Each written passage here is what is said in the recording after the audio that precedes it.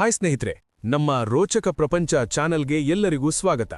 ಈ ಚಾನಲ್ಗೆ like, share, subscribe ಮಾಡಿ. ನೀವೀಗ ಸುಖವಾಗಿ ಕೂತು ಈ ವಿಡಿಯೋ ನೋಡ್ತಿದ್ದೀರಾ. ಆದರೆ ನಾನು ನಿಮಗೆ ಹೇಳಿದರೆ ಹೇಗಿರುತ್ತೆ?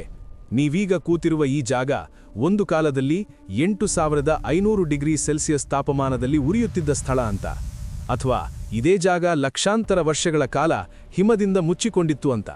ಸ್ನೇಹಿತರೆ, ಈ ಚಾನಲ್ಗೆ ಸಬ್ಸ್ಕ್ರೈಬ್ ಮಾಡಿ, ವಿಡಿಯೋ ನೋಡಿ. ಹೌದು, ಈ ಎರಡು ಮಾತುಗಳು ನಿಜ. ಈ ವಿಡಿಯೋದಲ್ಲಿ ನಾವು ಭೂಮಿಯ 4050 ಕೋಟಿ ವರ್ಷಗಳ ಪ್ರಯಾಣ ನೋಡೋಣ. ಒಂದು ಕಾಲದಲ್ಲಿ ನಮ್ಮ ಸೌರಮಂಡಲವೇ ಇರಲಿಲ್ಲ. ಅಲ್ಲಿ ಕೇವಲ ಗ್ಯಾಸು ಮತ್ತು ಧೂಳಿನ ಮೋಡಗಳು ಮಾತ್ರ ಇವೆ. ವಿಜ್ಞಾನಿಗಳ ಪ್ರಕಾರ ಆ ಧೂಳಿನ ಮೋಡಗಳ ಹತ್ತಿರ ಒಂದು ನಕ್ಷತ್ರ ಇತ್ತು. ಕಾಲಕ್ರಮೇಣ ಅದರ ಶಕ್ತಿ ಕಡಿಮೆಯಾಗುತ್ತಾ ಒಂದು ಭಾರೀ ಸ್ಫೋಟ ಸಂಭವಿಸಿತು.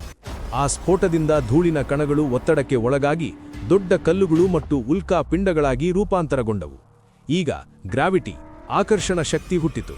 ಮಧ್ಯದಲ್ಲಿ ಹೈಡ್ರೋಜನ್ ಮತ್ತು ಹೀಲಿಯಂ ಸೇರಿಕೊಂಡು ಒಂದು ಭಾರೀ ಅಗ್ನಿಗೋಳ ರೂಪುಗೊಂಡಿತು. ಅದೇ ನಮ್ಮ ಸೂರ್ಯ. ಸೂರ್ಯ ಸುತ್ತಲೂ ತಿರುಗುತ್ತಿದ್ದ ಉಲ್ಕಾ ಪಿಂಡಗಳು ಪರಸ್ಪರ ಡಿಕ್ಕಿ ಹೊಡೆದು ಮರ್ಕ್ಯೂರಿ, ವೀನಸ್, ಭೂಮಿ ಮತ್ತು ಮಂಗಳ ಗ್ರಹಗಳಾಗಿ ರೂಪುಗೊಂಡವು. ಭೂಮಿಯ ಆರಂಭಿಕ ಕಾಲದಲ್ಲಿ ಒಂದು ದೊಡ್ಡ ಗ್ರಹ ಥಿಯಾ ಭೂಮಿಗೆ ಡಿಕ್ಕಿ ಹೊಡೆದು ಅದರ ತುಂಡುಗಳಿಂದಲೇ ಚಂದ್ರ, ಮೂನ್ ನಿರ್ಮಾಣವಾಯಿತು. ಆ ಸಮಯದಲ್ಲಿ ಭೂಮಿ ಸಂಪೂರ್ಣವಾಗಿ ಉರಿಯುತ್ತಿದ್ದ ಅಗ್ನಿಗೋಳವಾಗಿತ್ತು. ತಾಪಮಾನ ಸುಮಾರು 1900 ಡಿಗ್ರಿ ಸೆಲ್ಸಿಯಸ್. ಕಾಲಕ್ರಮೇಣ ಭೂಮಿ ತಣ್ಣಗಾಗತೊಡಗಿತು. ಭಾರೀ ಪದಾರ್ಥಗಳು ಒಳಗೆ ಹೋಗಿ ಹಗುರ ಪದಾರ್ಥಗಳು ಮೇಲ್ಮೈಯಲ್ಲಿ ಉಳಿದವು. ಲಕ್ಷಾಂತರ ವರ್ಷಗಳ ಕಾಲ ಉಲ್ಕಾಪಾತದಿಂದ ನೀರು ಮತ್ತು ಖನಿಜಗಳು ಭೂಮಿಗೆ ಬಂದವು. ಇದೇ ಸಮಯದಲ್ಲಿ ಸಮುದ್ರಗಳ ಆಳದಲ್ಲಿ ಮೊದಲ ಸೂಕ್ಷ್ಮ ಜೀವಿಗಳು ಹುಟ್ಟಿಕೊಂಡವು. ಸುಮಾರು 250 ಕೋಟಿ ವರ್ಷಗಳ ಹಿಂದೆ ಕೆಲವು ಜೀವಿಗಳು ಸೂರ್ಯನ ಬೆಳಕನ್ನು ಬಳಸಿ ಜೀವಿಸಲು ಶುರುಮಾಡಿದವು. ಅವು ಆಮ್ಲಜನಕ ಬಿಡುಗಡೆ ಮಾಡುತ್ತಿದ್ದವು. ಇದರಿಂದ ಭೂಮಿಯ ವಾತಾವರಣ ನಿರ್ಮಾಣವಾಗತೊಡಗಿತು.